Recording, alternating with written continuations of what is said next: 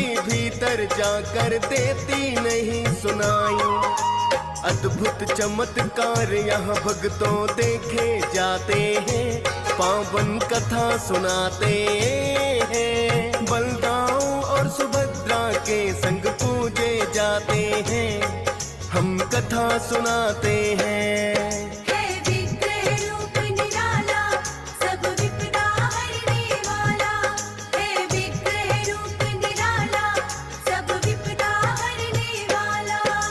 प्रिय भक्तजनों, जगन्नाथपुरी मंदिर में अनेकों ही ऐसे चमत्कार हैं जिनका विज्ञान के पास भी कोई जवाब नहीं।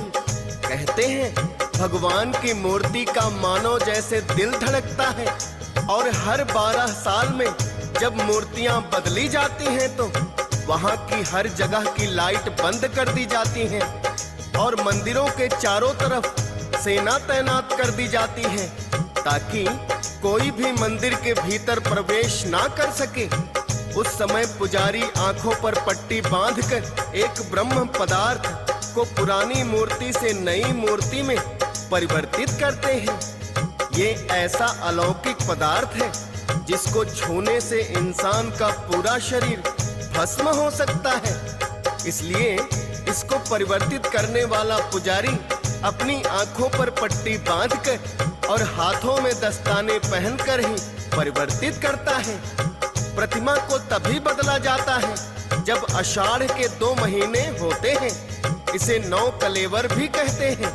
इसके बारे में मान्यता है कि ये श्री कृष्ण भगवान का हृदय है जो आज भी धड़कता है, लेकिन आज तक कोई भी पुजारी ये बात नहीं बता पाया कि वह पदार्थ क्या है।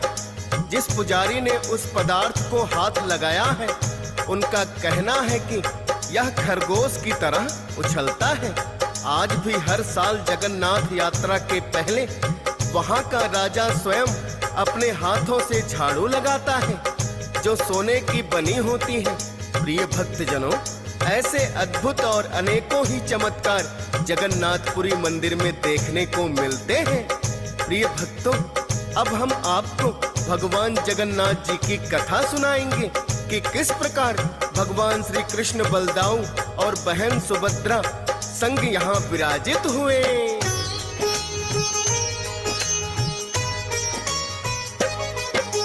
रुक्मणी एक दिन माता यशोदा से ये लगी है पूछने, अब तक राधा निवास है करती श्री कृष्ण के मन में।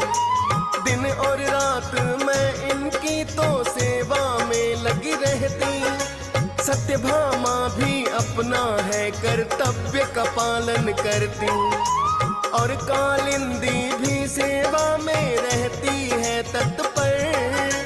मित्र बिंदा तो जैसे हम सबसे ही बढ़ गए, पालन करती है कर्तव्य को लक्ष्मणा और भद्रा। फिर भी माता यशोदा न जाने क्यों श्री कृष्णा सोते हुए भी राधे राधे मुख से बुलाते हैं, पावन कथा सुनाते हैं। बलदाऊ और सुभद्रा के संग पूजे जाते हैं, हम कथा सुनाते हैं।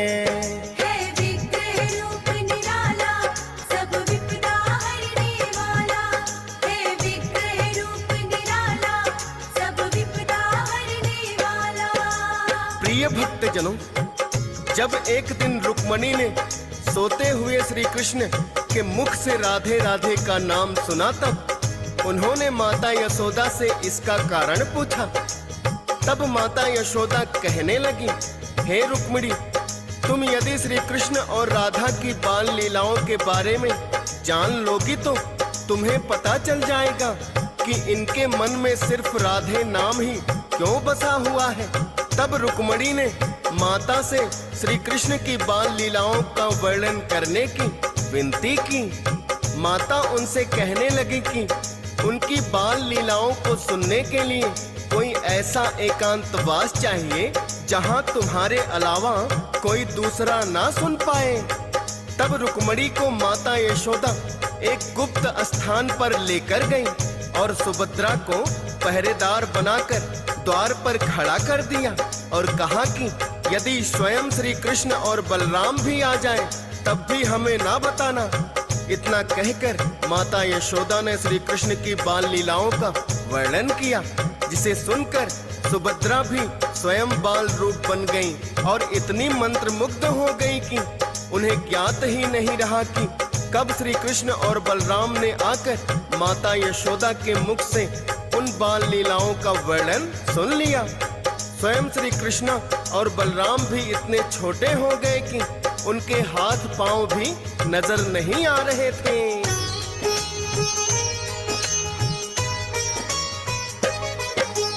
उनकी बाल लीलाओं का जो माता ने किया वर्णन, बाल रूप बन गई सुभद्रा करते करते श्रवण। बलदाऊ और श्री कृष्ण भी आकर सुनते हैं, सुनते सुनते जैसे मानो बालक बनते हैं। अपनी ही लीलाओं का जो वर्णन सुनते हैं, सूक्ष्म रूप हुआ ऐसा अंगहीन वो लगते हैं।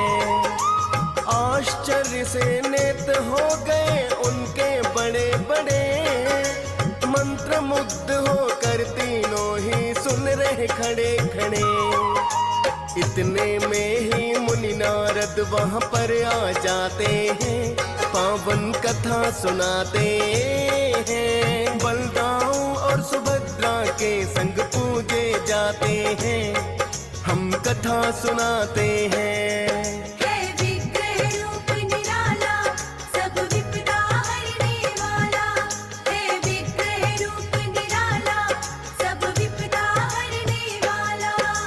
प्रिय भक्त जनों, इतने में नारद मुनि वहां आ जाते हैं और भगवान के इस अद्भुत रूप का दर्शन करके उन्हें अलौकिक सुख प्राप्त हुआ।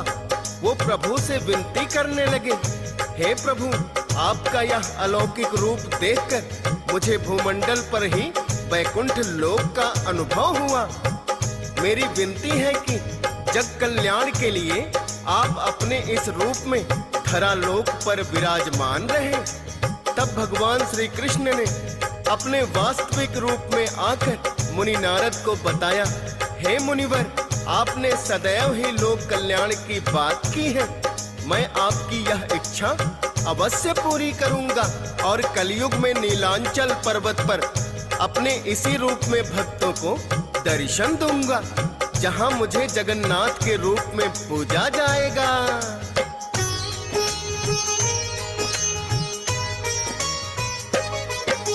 अद्भुत रूप जो मुनि नारद ने उनका देखा है, इसी रूप में आप विराजे प्रभु से ये कहा है। विनती जो मुनि नारद ने है श्री कृष्णा से की, जगन्नाथपुरी में इनका है अद्भुत रूप वही। द्वापर युग के बाद है भक्तों जब कलयुग है आया, राजा इंद्रद्युम्न ने इनका मंदिर है बनवाया। विष्णु जी के परम भक्त जो भक्तों कहलाए, श्री हरि विष्णु है एक दिन उनके सपने में आए। मंदिर का निर्माण करो मेरा उन्हें बताते हैं, पावन कथा सुनाते हैं। बलदाऊ और सुभद्रा के संग पूजे जाते हैं, हम कथा सुनाते हैं।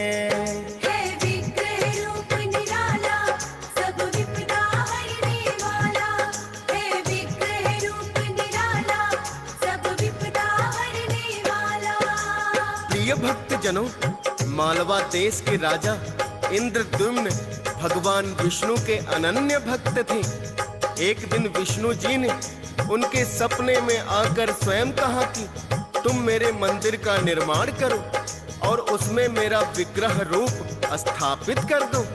राजा इंद्रद्युम्न ने भगवान विष्णु के आदेश से मंदिर तो बनवा दिया, किंतु जिस विग्रह रूप की भगवान विष्णु ने बात कही थी उसे खोज नहीं पाए और उन्होंने चारों दिशाओं में 4 विद्वान विग्रह रूप की खोज के लिए भेज दिए। जिनमें विद्यापति नामक एक युवा ब्राह्मण भी थे।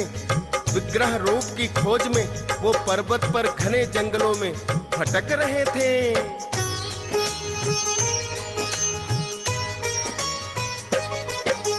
विग्रह रूप की खोज में जो विद्यापति भटक रहा है, एक सिंह हमला उस ब्राह्मण पर कर देता है। सबर कबीले की एक कन्या तभी वहां पर आई, विद्यापति की आकर है उसने ही जान बचाई। किंतु सिंह ने विद्यापति को घायल कर दिया है, चलने फिरने की भी उसकी नहीं अवस्था है। वो कन्या फिर विद्यापति को अपने घर ले आई, अपने पिता को उस कन्या ने सारी बात बताई। इसकी सेवा करना तुम उसको बतलाते हैं, पावन कथा सुनाते हैं। बलदाऊ और सुभद्रा के संग पूजे जाते हैं, हम कथा सुनाते हैं।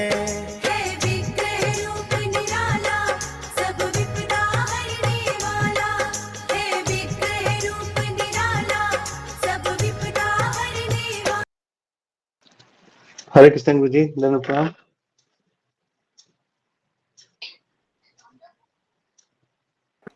हरे कृष्णा गुरु जी, आपके चरणों में कोटि कोटि प्रणाम गुरु जी। सेवक को प्रणाम।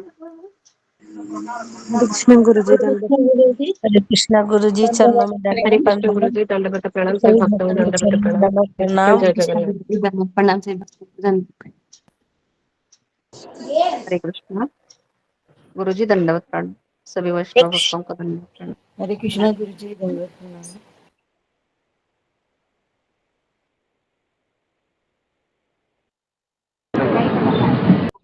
गुरु जी, दंडवत प्रणाम। सभी भक्तों के चरणों में दंडवत प्रणाम। हरे कृष्ण गुरु जी, धन्यवाद प्रणाम। सभी को धन्यवाद प्रणाम। ये मत करिए मत। राम हरे राम राम राम हरे हरे। राजेश चौधरी, वो ये वीडियो लगाओ जरा रथ यात्रा का 10 मिनट। हाँ, लाइव पर लगा रहा हूँ, लाइव पर लगा दीजिए, ठीक है। हाँ लगाओ जरा रथ यात्रा।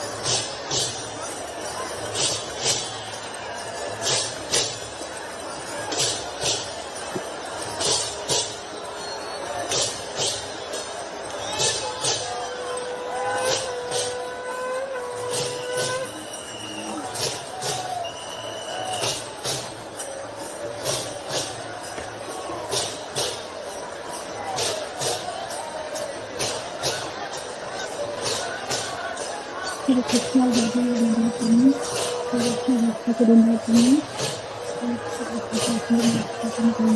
हरे कृष्ण प्रभु जी सभी सभी को धर्म धर्म सभी भक्तों को दंडवत प्रणाम। आप दिख नहीं रहा है।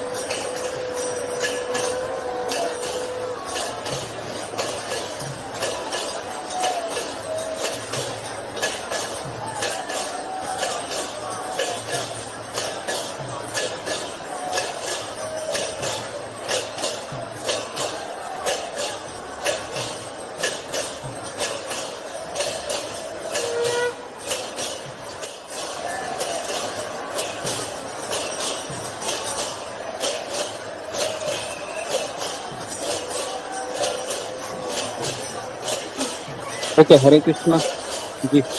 राजेश प्रभु स्टॉप करें। हाँ भाई हरे करते हैं। कृष्णा गुरुजी दंडवत प्रणाम सभी भक्तों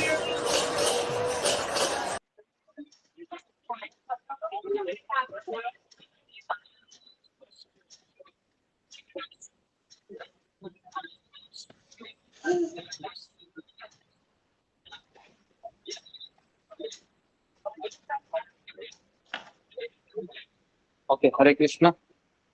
तो जी, तो अभी मैं 10-15 मिनट के बाद रथ यात्रा पहुंच रहा हूँ।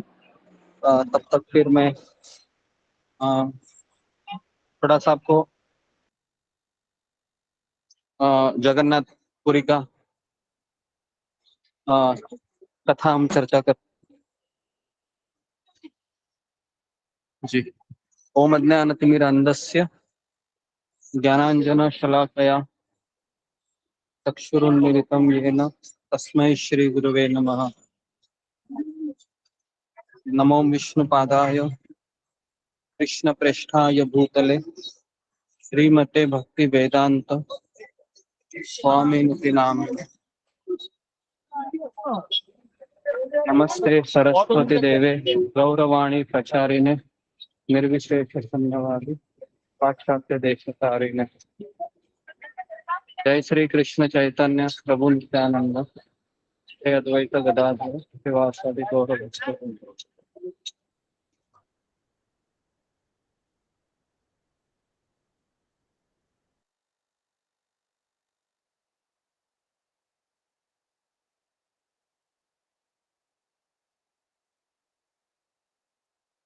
जय श्री कृष्ण चैतन्य प्रभु नित्यानंद श्री अद्वैत गदाधर श्रीवासादि गौर भक्तवृंद।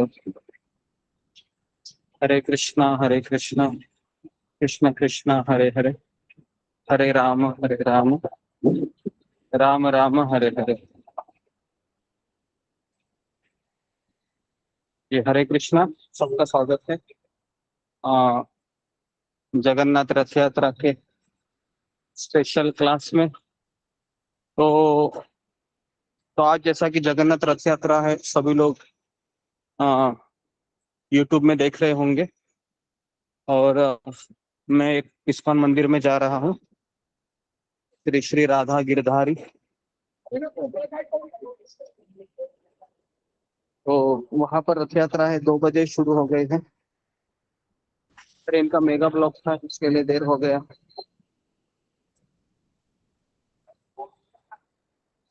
तो हमने सुबह चर्चा की थी जगन्नाथ रथ यात्रा के बारे में। तो अशोक चावला प्रभु, आप थोड़ा पढ़ के बताइए कि सुबह हमने क्या क्या आपको लिखवाया था। जी गुरु जी। सब लोग अपने कैमरा को ऑन कीजिए। हरे कृष्णा। गुरु चरणों में दंडवत प्रणाम, सभी भक्तों के चरणों में दंडवत प्रणाम।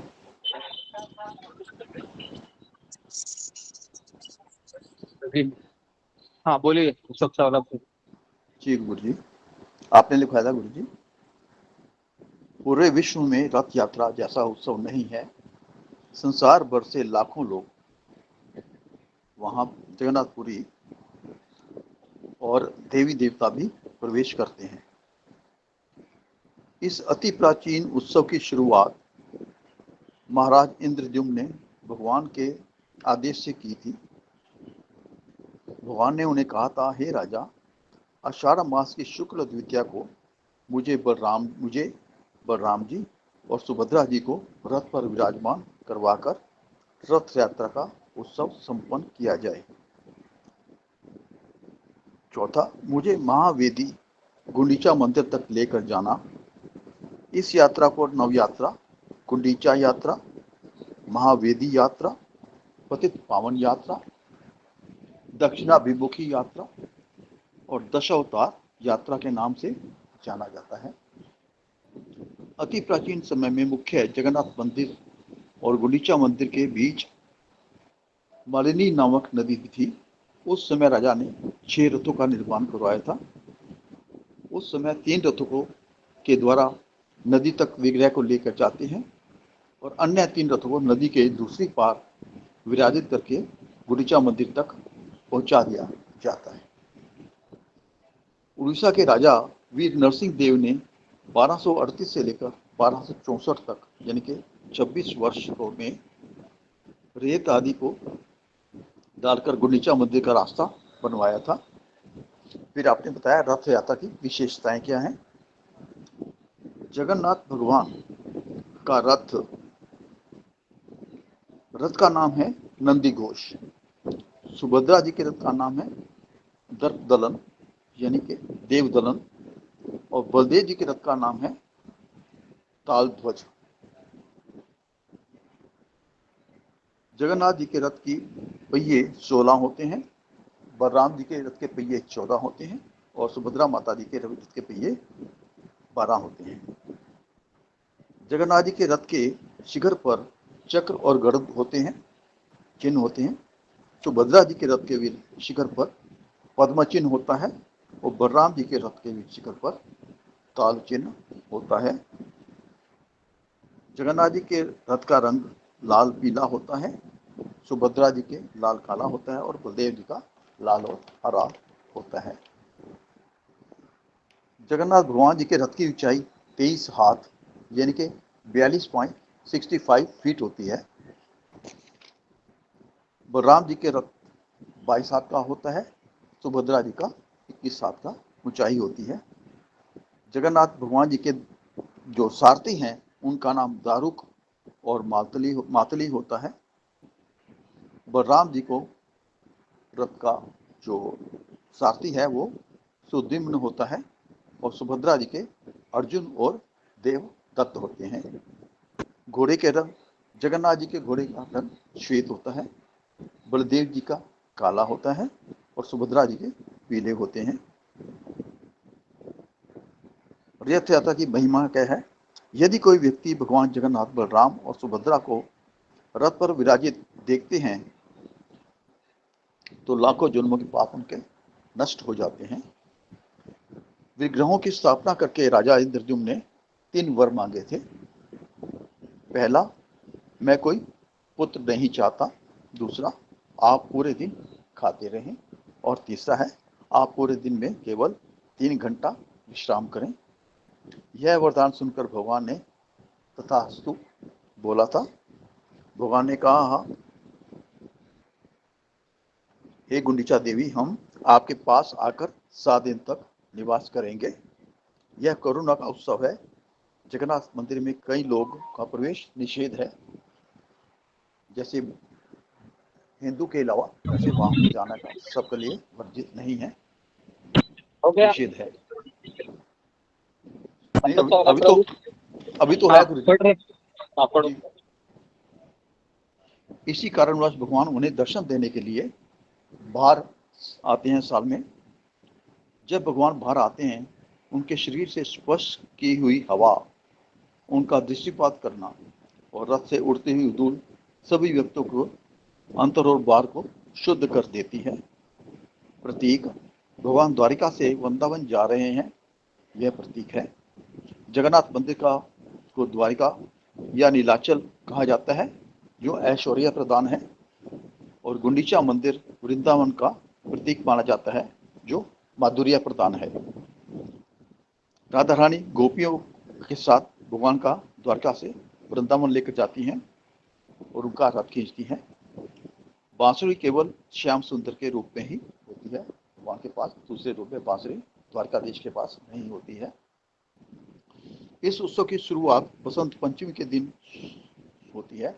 यानी बसंत पंचमी किसी में रथों का निर्माण शुरू हो जाता है। अक्षय तृतीया के दिन रथ निर्माण कार्य गजपति राजा के महल के सामने पड़दंड में यानी कि राजपथ में होता है। प्रत्येक वर्ष नई लकड़ी से रथों का निर्माण होता है। भगवान बलदेव सुभद्रा के मूल विग्रह 12 वर्ष में बदले जाते हैं। वर्तमान जगन्नाथ बलदेव सुभद्रा के विग्रह को 2020 में बदला गया था। तत्व, मुरली मोरपंख ब्रजभूमि के कृष्ण के लिए हैं। जब मथुरा से द्वारिका गए तो राजा के रूप में उन्हें ब्रजवासियों उन्हें राजा की वेशभूषा में नहीं देखना चाहते थे। वृंदावन कहते हैं, फिर गुरु जी ने बताया, वृंदावन से ऊपर नवदीप धाम, नवदीप धाम से ऊपर मथुरा, मथुरा से जगन्नाथपुरी, जगन्नाथपुरी से द्वारिका, द्वारिका से अयोध्या और अयोध्या से बैकुंठ ऊपर है। फिर कहते हैं महाप्रसाद कहाँ होता है? महाप्रसाद आनंद बाजार में होता है। धन्यवाद गुरु जी, दंडोत प्रणाम।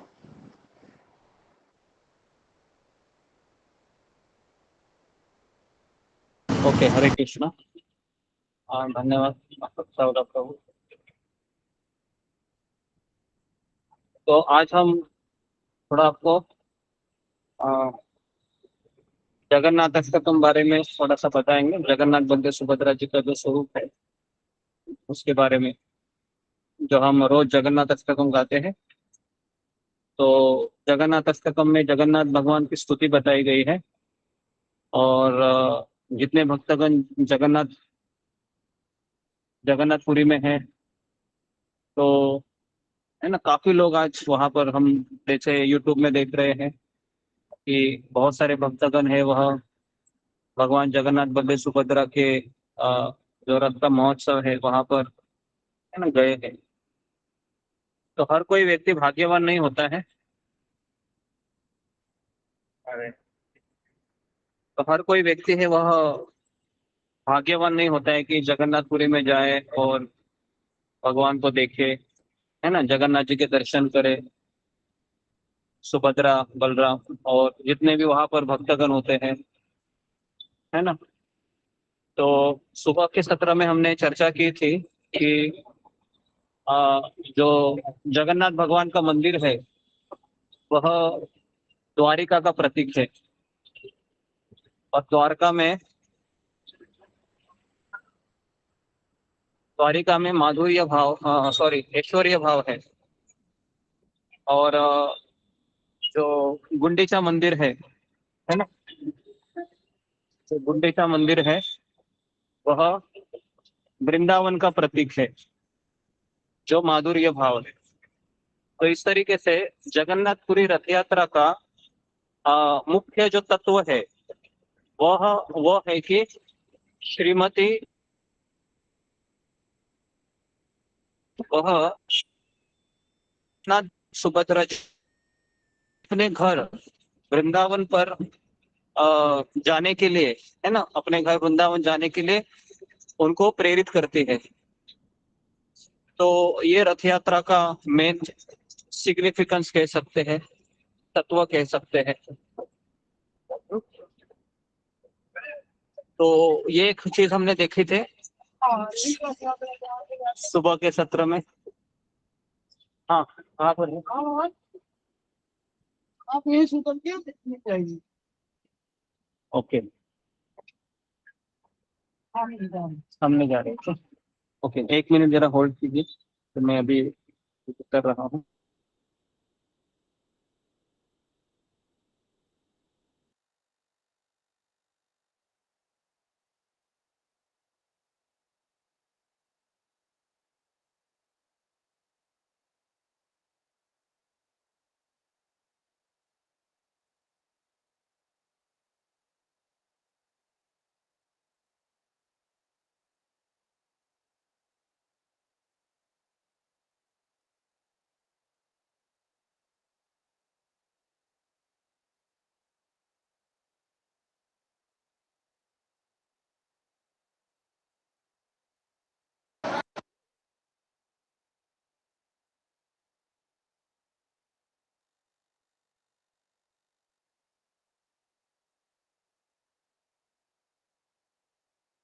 ओके, हरे कृष्णा। तो अभी हम थोड़ी ही देर में आपको रथ का भी दर्शन करवाएंगे जहाँ पर मैं आया हूँ।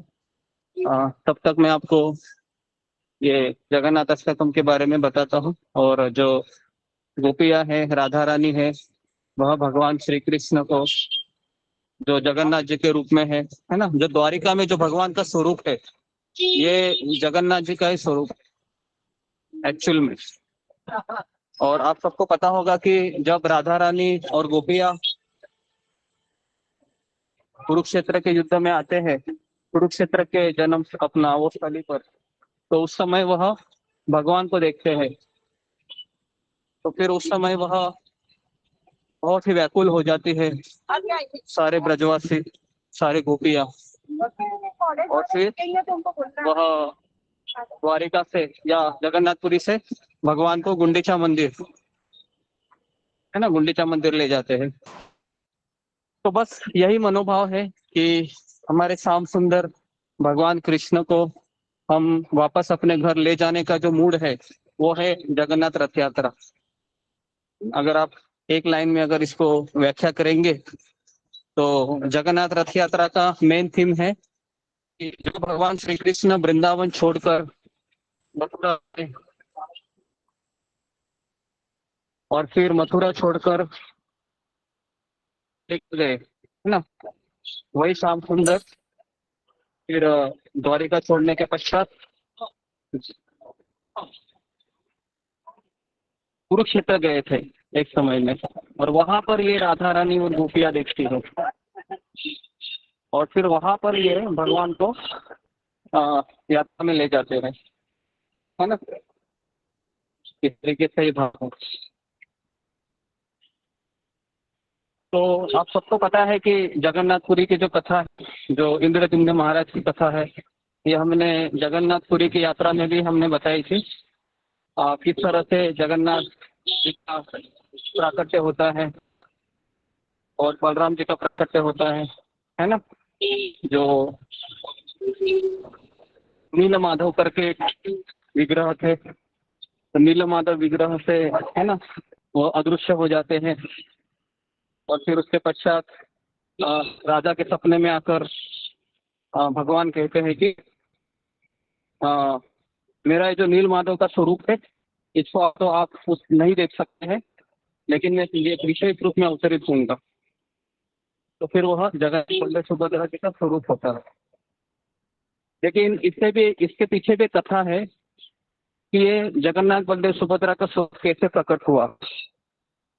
तो एक समय की बात है कि जब भगवान द्वारिका सोते थे, भगवान की 16,108 पत्नियां थी, और खासकर जब भगवान रुक्मिणी के साथ शयन कक्षा में सोते थे, तो उस समय रुक्मिणी है, सत्यभामा है, फिर इतने पटरानी है, सारी पटरानियों की यही शिकायत थी कृष्ण से कि कृष्ण सोते समय वृंदावन, राधा, गोपी, ये सारा उनके मुख से निकलते थे ये शब्द। तो ऐसे करते है ना कृष्ण को, फिर राधा कौन है, तो फिर ये 16,108 पटरानियों में एक साथ मिटे और इस मीटिंग प्रस्ताव मंजूर था कि कौन है राधा। गुरु जी आवाज कट रही है। कृष्ण के मुख में हमेशा का नाम होता है राधा। तो फिर अभी इसका सवाल का उत्तर कौन देगी, कौन मुझे बताएगा? सवाल का उत्तर द्वारिका में कौन दे सकता है? फिंगर द्वारिका और रह रही थी। गुरु जी आवाज कट रही है आवाज गुरुजी। कट रही है गुरु जी। क्या नाम है उसका? राधे राधे गुरुजी। गुरुजी आवाज नहीं आ रही है। आवाज नहीं आ रही है आपकी। गुरुजी आवाज नहीं आ रही है।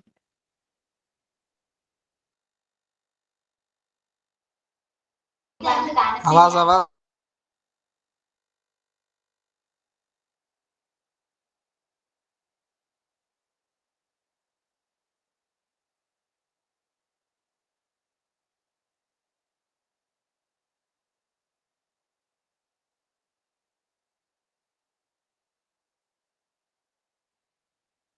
अशोक जी आप बोल दीजिए, हमें कुछ भी आवाज नहीं आ रही है।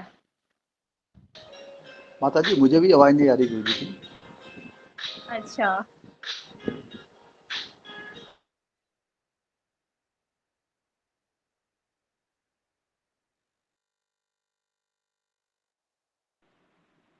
हरे कृष्णा। शायद गुरुजी लेफ्ट हो गए, वो दोबारा ज्वाइन करेंगे।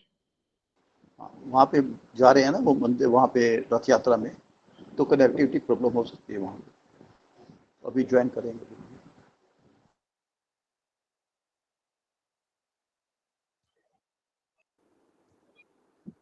अशोक प्रभु जी, हेलो हेलो हेलो। जी माता जी, हरे कृष्णा। हाँ, मुझे ये बताइए कि जो प्रभु जी गए हैं अभी, तो रथ यात्रा में तो मुंबई गए हैं कि पुणे गए हैं? मुंबई गए हैं माता जी। मुंबई। मुंबई मंदिर से निकल रही है। हाँ हाँ, ठीक है।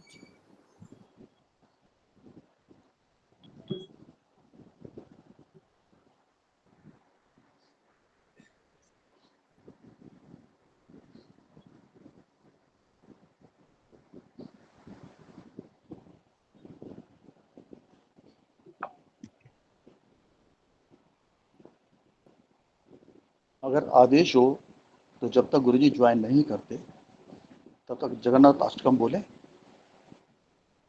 जी गुरुजी। जी गुरु जी बोलिए। हरे बोलिए। कृष्ण। हरे कृष्ण। धन्यवाद माता जी, धन्यवाद। जी प्रभु जी। ओके, हरे गुरुजी आगे। कृष्णा। अभी आ रहा है आवाज? अच्छा वाला सब। जी जी गुरुजी। गुरुजी। जी हरे गुरुजी। कृष्ण ओके, गुरुजी। सेवंता चरण में दंडवत प्रणाम। हरे कृष्णा। तो जैसे ये स्टोरी खत्म होगी तो हमको रथ दिखेगा। थोड़ा सा रथ है वह मेरे से 500 मीटर दूर है, मुझे दिख रहा है। मैंने जस्ट अभी प्रणाम किया और फिर मैं आपको भी दर्शन कराता हूँ। और मेरे आजू बाजू में काफी भक्त लोग आसपास जा रहे हैं। थोड़ा सा मैं आपको दृश्य दिखाता हूँ, अगर आप देखना चाहोगे। तो बड़ी बड़ी बिल्डिंग हैं, तो एकदम दूर है। तो रथ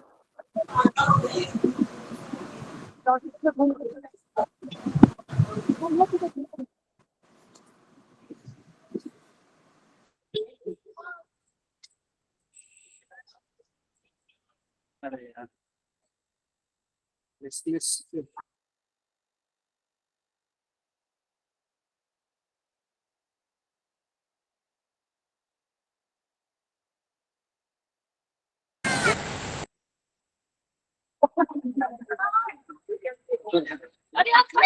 ओके, तो सब तो मैं थोड़ा सा आपको पहले रथ का दर्शन कराता हूँ, है ना, और उसके पश्चात फिर हम आपको कुछ कथा बताते हैं, क्योंकि मुझे भी दर्शन करना है। कि मैं आपको अगर प्रवचन देता रहूंगा तो फिर मेरा भी दर्शन चला जाएगा, तो थोड़ा सा प्रतीक्षा कीजिए।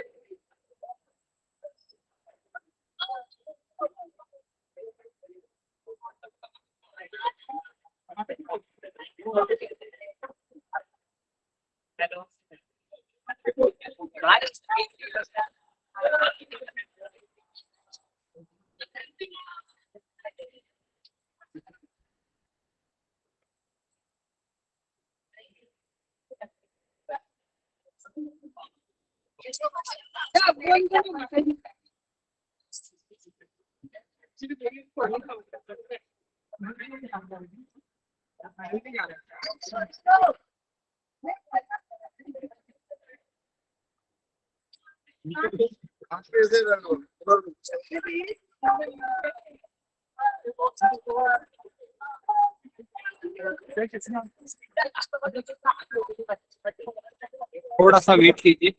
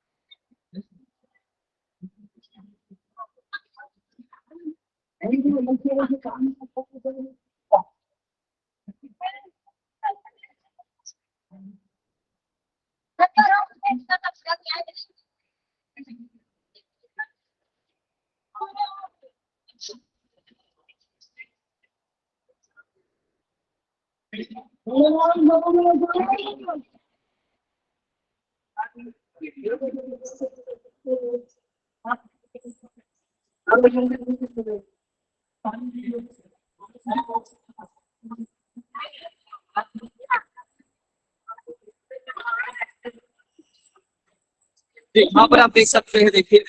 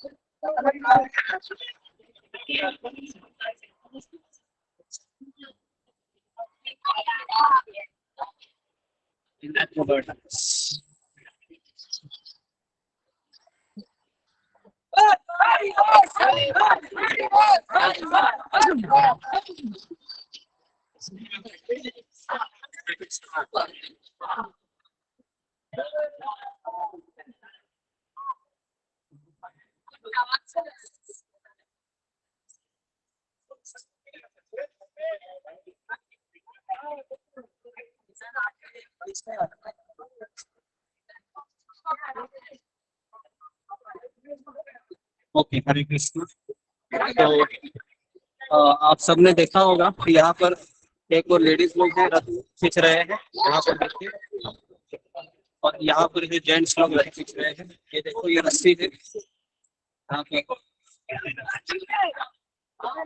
सब लोग रस्सी को पकड़े हैं। दिखाई दे रहा है क्या सबको? मैं तो बोल रहा हूँ। हाँ प्रभु, दिखाई दे रहा है। जी गुरुजी दिख रहा है। जी गुरुजी दिख रहा है। यहाँ पर लोग पकड़े हुए हैं, है ना? तो सब मैं भी प्रणाम करता हूँ। मैंने प्रणाम नहीं किया।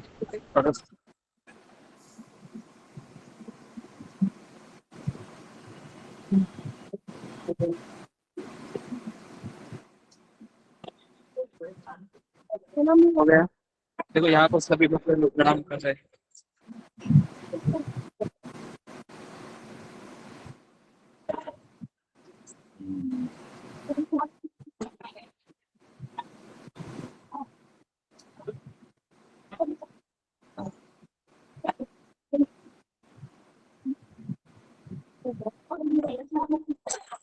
ठीक है, सबको अच्छा लग रहा है? हाँ प्रभु, बहुत अच्छा लग रहा है। अच्छा लग रहा है ना सबको? लाइव में मैं देख रहा हूँ और भगवान की कृपा है कि मुझे भी रस्सी को लगाने का अवसर मिला। अभी रथ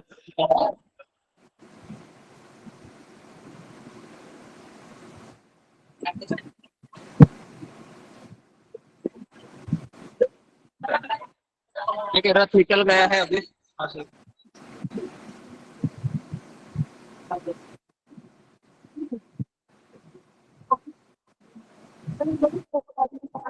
टॉप में आजकल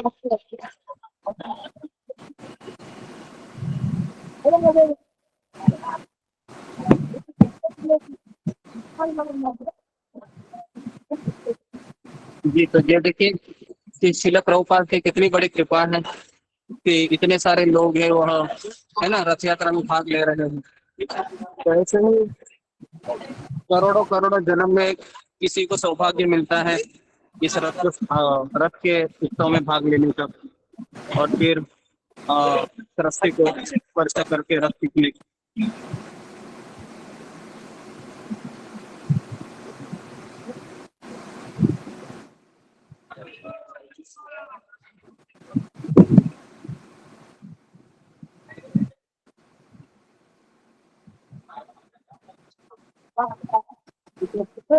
सबको आनंद आ रहा है देखने के लिए।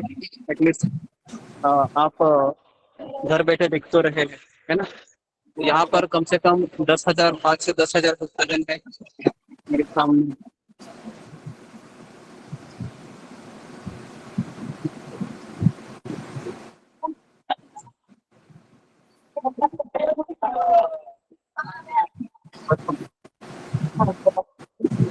बहुत सुंदर दिखता है दृश्य। सारे भक्तजन लगे वृंदावन में कृष्ण को दिख रहे हैं, है ना? द्वारिका से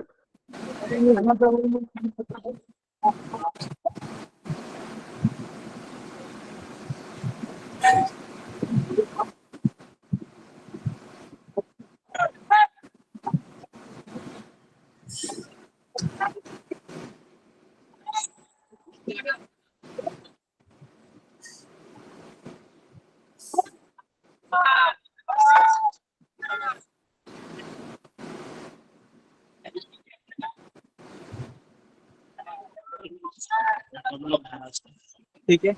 तो अभी मैं आपको थोड़ा सा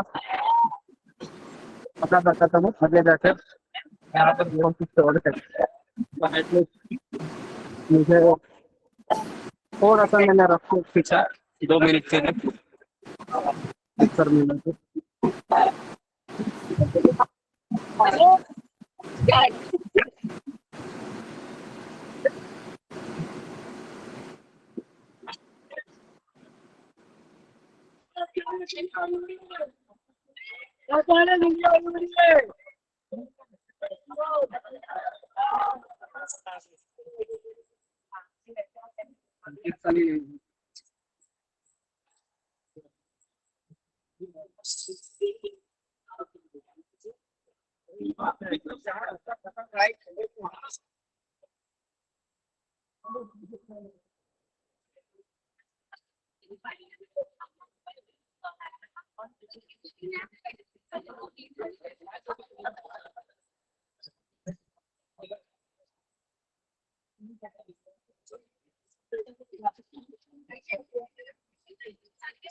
ओके, तो अभी हम थोड़ा सा आपको कथा बताते हैं। एक मैक्सिमम में 15 से 20 मिनट बताऊंगा आपको, और फिर मैं भी रथ में पार्टिसिपेट करूंगा 7 बजे तक। 7 बजे तक हम यहाँ पर रहेंगे, घर पहुंचते पहुंचते 9-10 बजेंगे। ओके, भगवान की कृपा से जगह मिल जाए। ओके,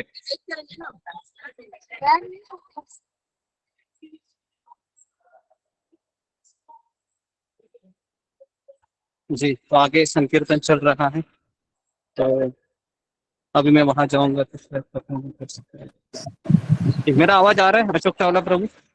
हाँ प्रभु आ रहा है। जी जी गुरु जी आ रहे हैं। जी, आ रहा आ रहा है जी। हरे कृष्ण। तो ये जो जगह है जहाँ पर मैं आपको लेके गया था, ये मुंबई का मेन सेंटर है ना। मुंबई में जो रथ यात्रा निकलती है मेरा रोड करके, है ना। अभी मैं एक जगह पर आया हूँ थोड़ा सा आपको बात करने के लिए, और फिर मैं है ना रथ में भाग लूंगा जी। तो जी, कितने लोगों ने दर्शन किया? एटलीस्ट आपको जगन्नाथ बलदेव सुभद्रा के दर्शन हुए? थोड़े बहुत हुए होंगे, लेकिन इतना नजदीक से देखा आपने तो अच्छा होगा। और अगर, क्योंकि इतनी भीड़ में दर्शन दिखाना बहुत ही चैलेंजिंग होता है, लेकिन फिर भी मैं यहाँ वहाँ से कोने कोने से जाकर थोड़ा सा रथ के आगे जाकर प्रयास किया, और फिर भगवान की जगन्नाथ जी की कृपा से मैं जब पहुंचा वहां पर, थोड़े समय के लिए रथ वहां पर रुका था, है ना।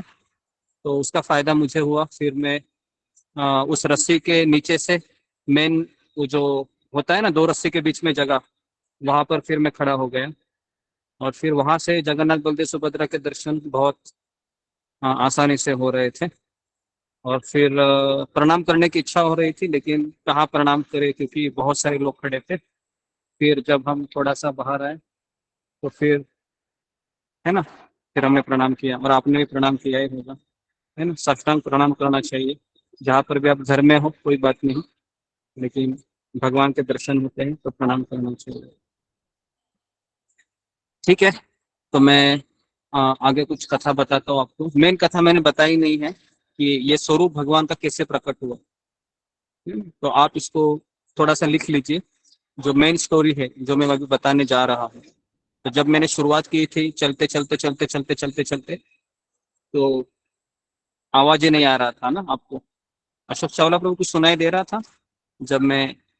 नहीं कुछ गुरु जी, नहीं, कट करके जी आ रहा जी, था, कुछ साफ नहीं था। कुछ साफ नहीं थी। ठीक है, तो ओके, तो आप सब लोग हैं, थोड़ा सा लिखिए। नंबर 1, ये जब भगवान श्री कृष्ण द्वारका में अपने रानियों के साथ सोते थे, है ना। जब भगवान श्री कृष्ण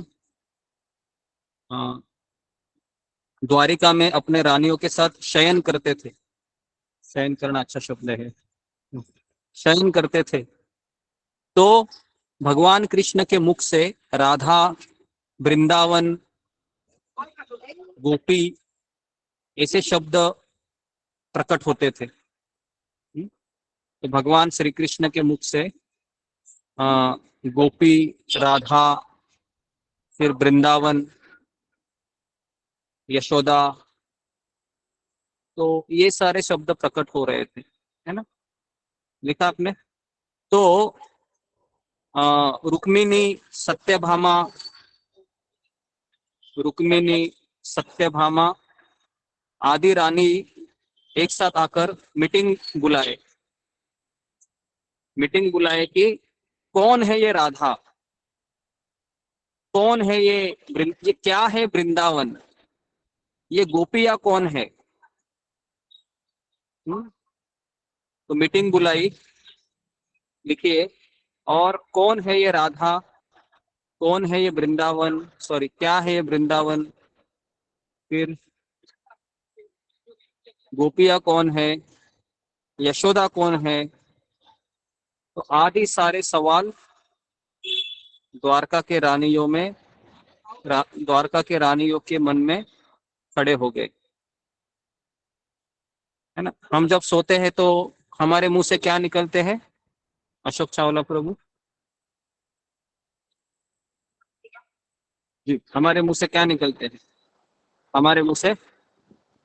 गुरुजी आजकल तो महामंत्र ही निकलता है। अच्छा, आपके मुंह से महामंत्र निकलता है, अरे वाह, बहुत अच्छी बात है, बहुत प्रोग्रेस किया आपने। अच्छा है, अगर आपके मुख से महामंत्र निकल रहा है तो फिर मेरा भी कुछ हो सकता है कि एटलीस्ट मैं कुछ बता रहा हूँ तो आप में कुछ हो रहा है, तो भगवान मुझे भी कंसिडर करेंगे, ऐसा लगता है।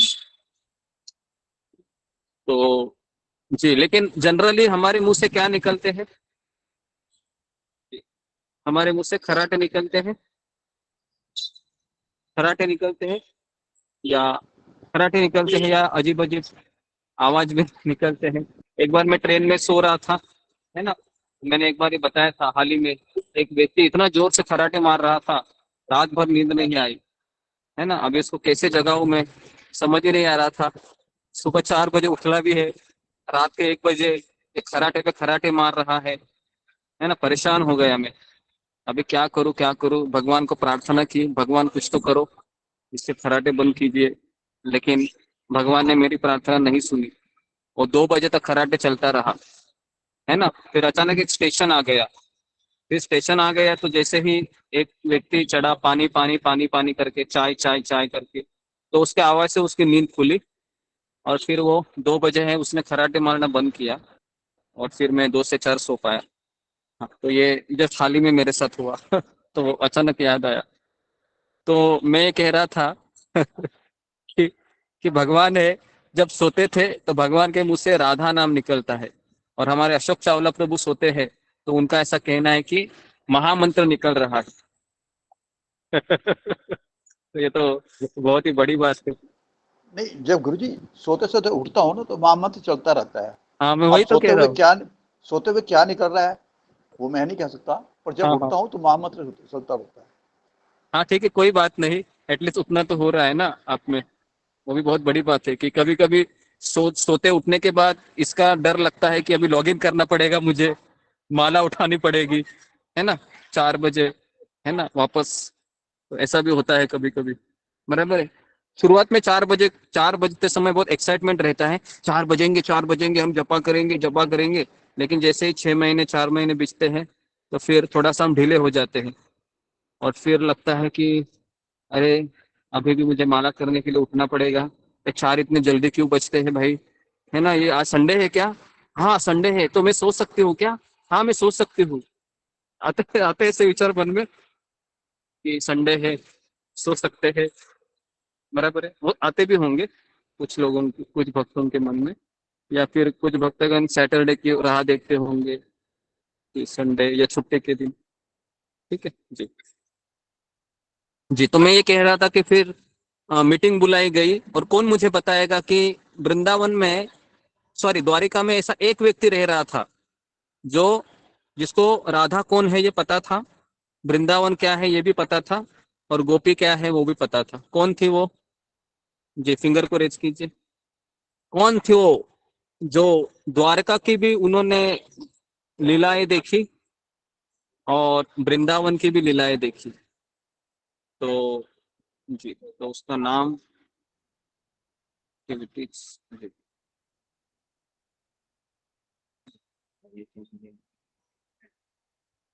जी बताइए विशाली घावे। हरे कृष्ण गुरु जी दंडोत प्रणाम। सभी भक्तों के चरणों में दंडोत प्रणाम। मुझे ऐसा लगता है कि वो यशोदा माता थी। यशोदा माता द्वारिका में रह रही थी क्या विशाली घावे? नहीं प्रभु जी। तो फिर यशोदा मैया का नाम कैसे आ सकता है यहाँ पर जो क्षमा द्वारका में भी कीजिए, रह रही? क्षमा कीजिए प्रभु जी। जी ओके कोई बात नहीं। ओके नेक्स्ट रेखा काळे। हरे कृष्ण गुरुजी दंडवत प्रणाम। सभी भक्तों के चरणों में दंडवत प्रणाम। रोहिणी माता जी, बलराम हाँ जी की माँ। हाँ वेरी गुड। तो ये इसका सही उत्तर है। तो कौन है वो? रोहिणी माता। कितने लोग रोहिणी माता को थोड़ा बहुत जानते हैं उनके बारे में? फिंगर को रेस कीजिए। रोहिणी माता ये कौन थी? कौन मुझे बताएगा रोहिणी माता कौन थी? क्या थोड़ा सा उनका इंट्रोडक्शन देगा कि जिस जो इतनी सौभाग्यशाली महिला थी जो वृंदावन की भी लीला देखी, द्वारका की भी लीला देखी। जी बताइए कौन थी वो? जी रूपा विश्वास।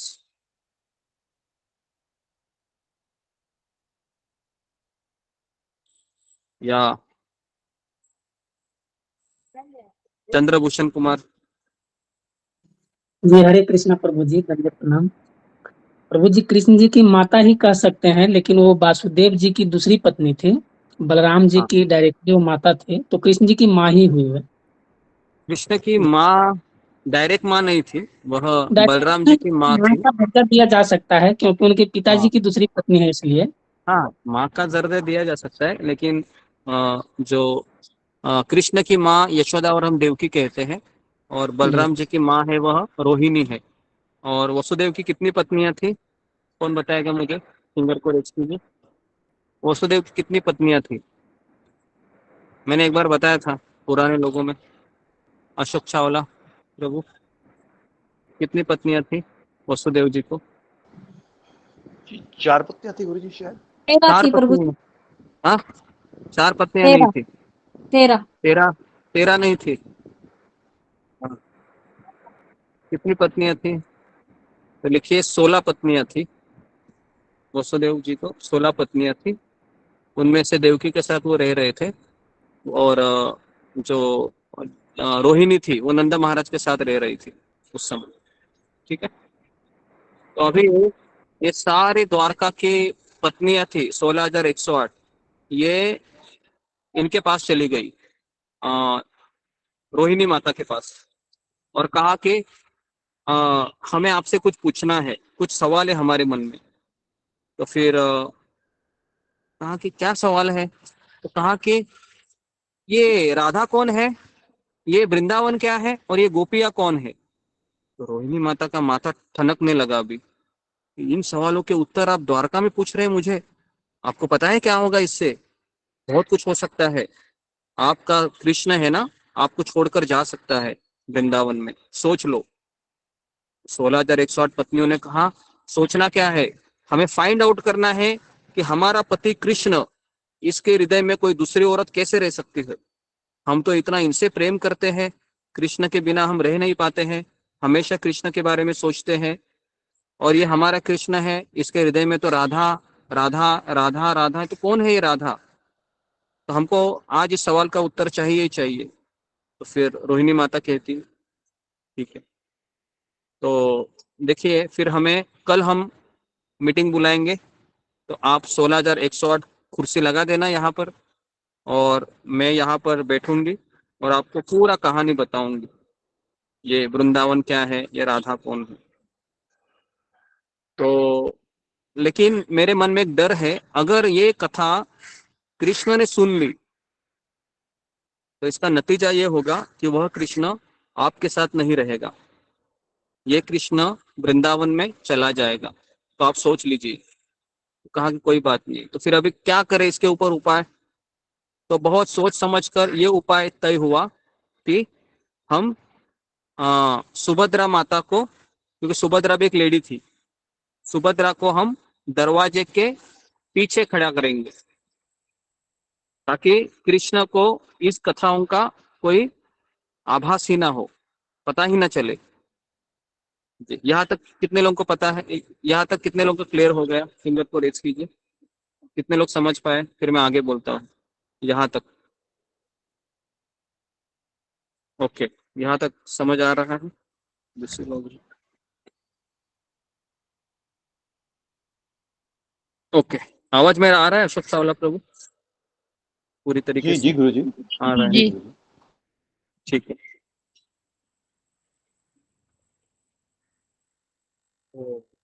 ओके, तो इस तरीके से अभी पहली वो महिला की सभा बैठी थी जिसमें 16,108 सीट लगी थी। ये पहला सबसे गिनीज बुक में इसका नाम है दर्ज होना चाहिए कि पहला ऐसा प्रवचन था महिलाओं में जिसमें 16,108 महिलाएं एकत्रित हुई थी और इनको प्रवचन देने वाली थी कथाकार रोहिणी माता, है ना। और इनका इंट्रोडक्शन था, ये बलराम जी की माँ थी और ब्रजवासी थी। तो इस तरीके से कथा शुरू हुई और फिर जैसे ही कथा शुरू हुई, रुक्मिणी माता, सत्यभामा और जितने भी पटरानियां हैं कृष्ण की, सारे आंख एकदम खुले के खुले, कान एकदम रैप्ट अटेंशन, सुनते ही जा रही थी, सुनते ही जा रहे थे, क्योंकि इतने दिन हुए थे ये राधा नाम का कुछ रहस्य हमको पता ही नहीं चल रहा था, लेकिन आज जाके पता चल रहा है। और इसका नतीजा ये हुआ कि सब लोग डूब गए कथा में, सब लोग कथा में डूब गए। और जैसे ही कथा फिर रोमांच पर आने लगी तो सुभद्रा जी जो द्वार के पीछे खड़ी थी, तो उसने भी अपने कान है वह जो दरवाजा और ये होता है ना, क्या बोलते हैं उसको जो दरवाजा और उसके बीच थोड़ा सा गैप होता है, देखो छोटा सा गैप होता है जब हम डोर बंद करते हैं तो, हाँ क्या बोलते हैं उसको?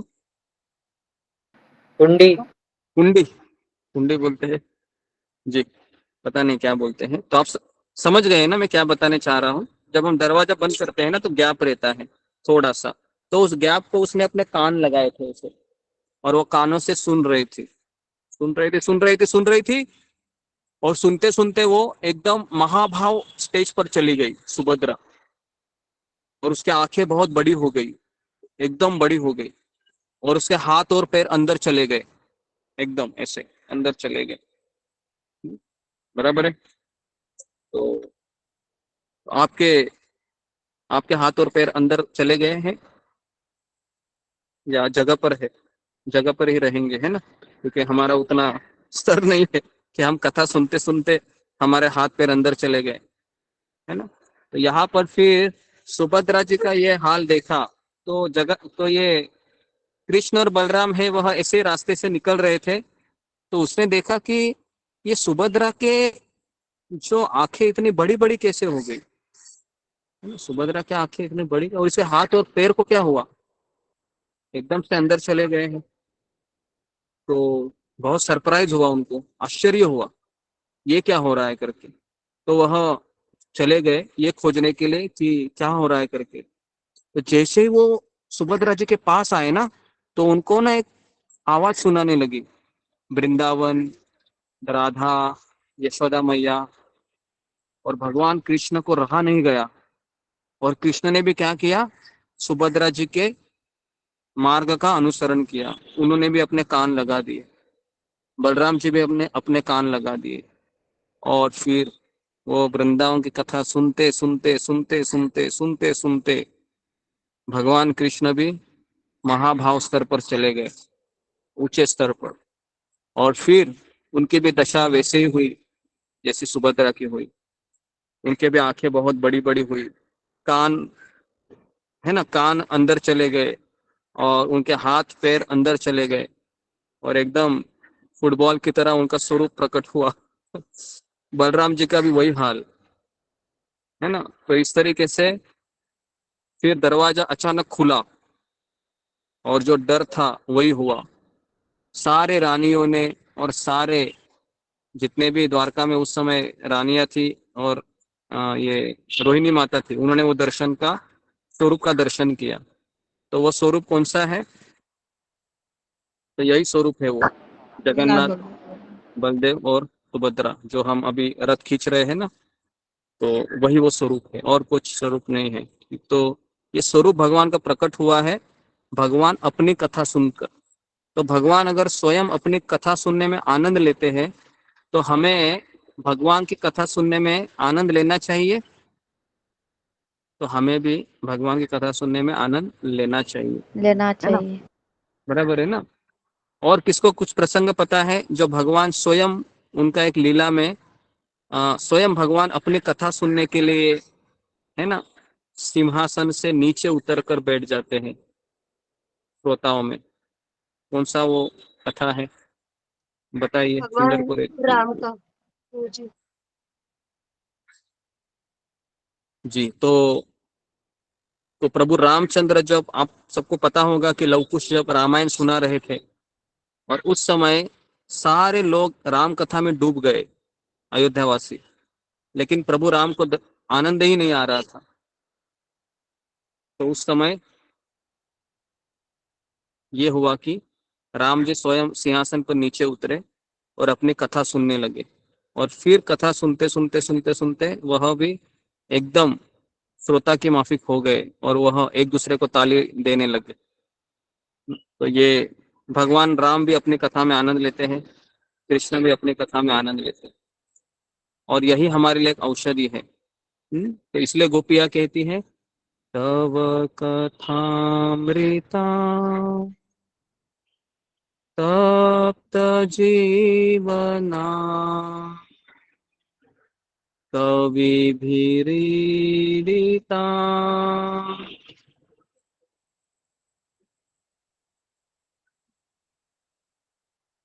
श्रवण मंगला श्रीमदातता भुवि गृह्णन्ति ये भूरिदा जना। तो ये गोपियां गीत गाती हैं। आपकी कथा है हमारे लिए अमृत के समान है ना? तव कथामृतम तप्त जीवनम। क्यों? क्योंकि हमारा जीवन तप्त है, कष्टों से भरा हुआ है ना? और जो कवि भी रीडिता, जो इस कथाओं का प्रचार करते हैं, तो उसको गोपियां कहती है भूरिदा, वह सबसे महान भक्त है, सबसे महान भक्त है। तो इस तरीके से, है ना, भगवान की कथा में हमको डूबना चाहिए ताकि इस संसार के तापों का हमें कण भर भी एहसास ना हो। ठीक है, तो इस तरीके से ये मैंने आपको कथा बताई। तो जी, तो अभी मैं यहाँ पर ही समाप्त करता हूँ क्योंकि मुझे भी रथ खींचने जाना है। तो रथ अभी थोड़ा सा आगे गया होगा, तो जितना सेवा में आपका हो सकता है तो मैंने यथाशक्ति प्रयास किया करने का। तो मैं यहाँ पर विराम देता हूँ। तो कल हम सुबह चपा के समय मिलेंगे। तब तक के लिए हरे कृष्णा, जय जगन्नाथ, जय बलदेव, जय सुभद्रा। हरे कृष्णा। हरे हरे कृष्णा। हरे कृष्णा। गुरु जी दंडवत प्रणाम। हरे कृष्णा। राधा माता दंडवत प्रणाम। हरे कृष्ण सुप्रभु दंडवत प्रणाम। राधे राधे गुरु जी। हरे कृष्ण विनोद बिहारी प्रभु दंडवत। हरे कृष्ण मामा नेपाल माता दंडवत प्रणाम। हरे कृष्ण आशा माता दंडवत प्रणाम। हरे कृष्ण अष्टा माता दंडवत प्रणाम। हरे ऋतु माता दंडवत प्रणाम।